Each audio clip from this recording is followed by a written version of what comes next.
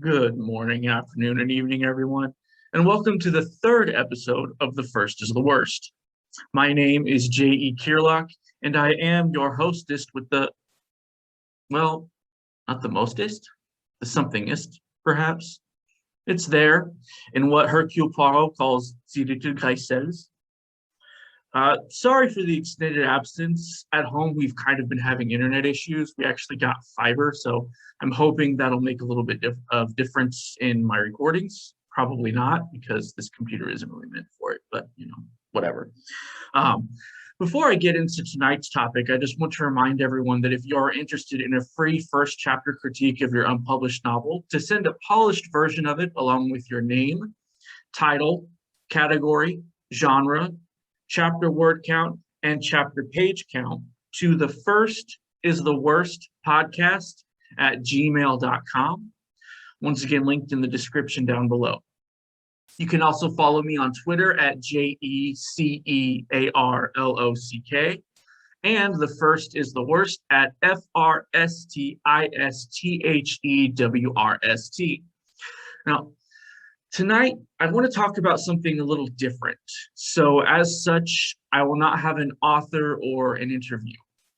Tonight, instead, I want to talk about querying. Now, there are lots of YouTube videos about querying, everything from Meg Latour and Alexa Dunn to even Bookends Literary Agency, who does several videos over this topic. I don't want to copy what they say, so go check out their videos once you finish this one. They all have many great tips to querying. Instead, I want to talk about querying and mental health. Now, I have trouble starting this topic because it is very sensitive and personal. It's also a topic that not many writers are willing to talk about because it hits too close to home for them. So this episode is going to be rather egocentric, and I apologize for that. It's not the formatting of video that I intended to do. But I also think this is an extremely important topic, and it's not one that many people are talking about. I think Alexa Dunn kind of mentions mental health here and there. But it's something that many querying authors like myself have, or heaven forbid, will experience. Now, we are in a world right now that has been turned upside down. Here, we are still in confinement. Parts of the world are literally on fire. And every day in America, we hear stories of violence and death and things that just do not have to happen that are. So many of us seek refuge in our writing. But what do we do when our writing bites back? I recently watched a video where a literary agent said, and I quote, "We are looking for a reason to reject you, so don't give us one." Now, while I appreciate the agent's honesty, that line stung. It stung because it means no matter how well crafted and researched your query letter and opening pages are, we can be rejected for no reason other than I haven't had my morning coffee. Now, keep in mind, querying is the stage where many good writers quit writing, so they never become great writers. And I don't just mean they self-publish, I mean they stop writing for good because they can't handle what's required of writing. They can't take the rejection and the mental anguish that comes with it. Now, what that agent said is not fair, and it sucks.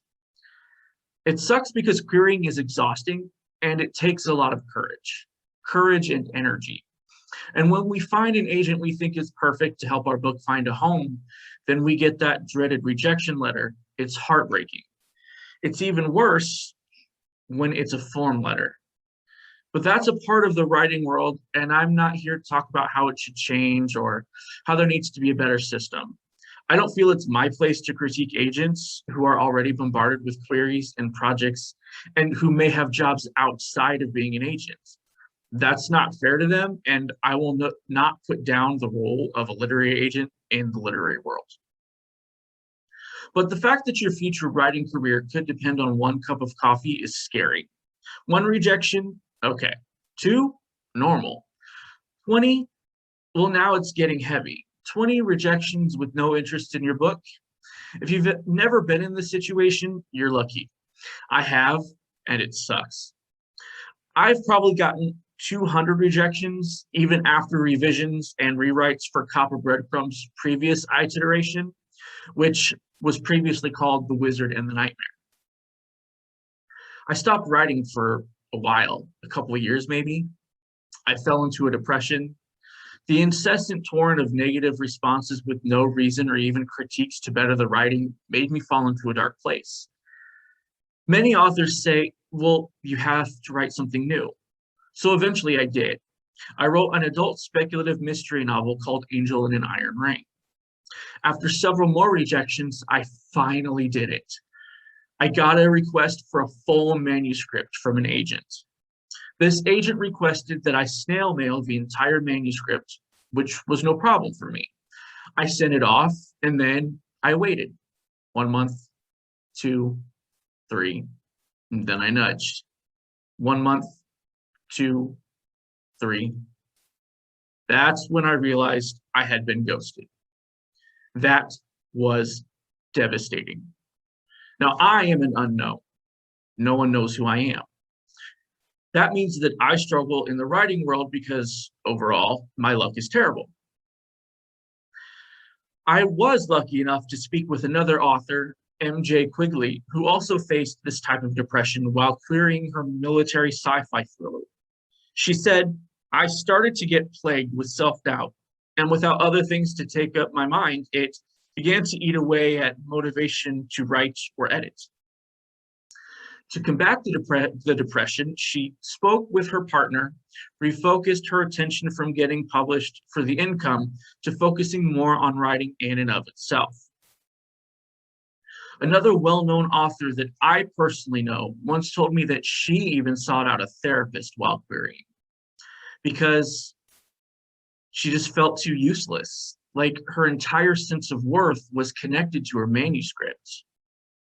She had trouble sleeping, she was irritable, and eventually she just thought that a therapist would be the best way to go.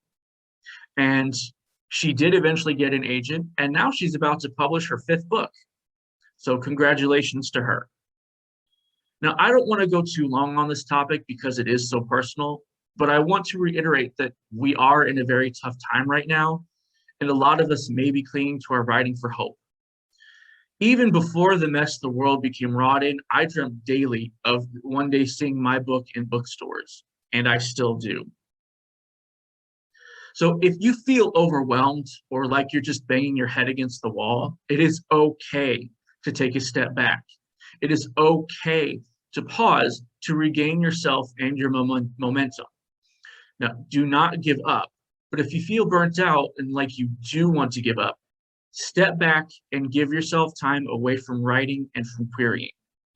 Remember, you are not alone. Reach out to your writing group or writing friends who may understand what you're going through. Talk to your non-writing friends and family and let them know that you're going through a hard time and you need someone to lean on. Don't tackle this alone because you are not alone. While writing itself is a solo journey most of the time, not every aspect of it has to be. It is for this reason that I am opening up this channel to query critiques. If you or someone you know is having trouble with a query, I will accept submissions and do my best to help make it shine so an agent sees your hard work the same way you do. Query submission guidelines should include the same as for chapter critiques, except for the chapter information, just include the query word count. And if you take nothing else away from this video, just remember that you are loved, you are valued, you are important. Your voice deserves to be heard. Now, this has been episode 3 of The First is the Worst. Next week, we will resume normal programming with another author and another interview. As always, like and subscribe. And if you want to see more of these types of videos, let me know down in the comments below. Or if you feel brave enough to talk about how you've overcome your rejection slump, let us know. What is your experience with rejection? What is your experience with querying and mental health? I think everybody will be better for this conversation. I am J.E. Kierlock, and this has been The First is the Worst. I'll see you next time, and until then, may all your writing dreams come true.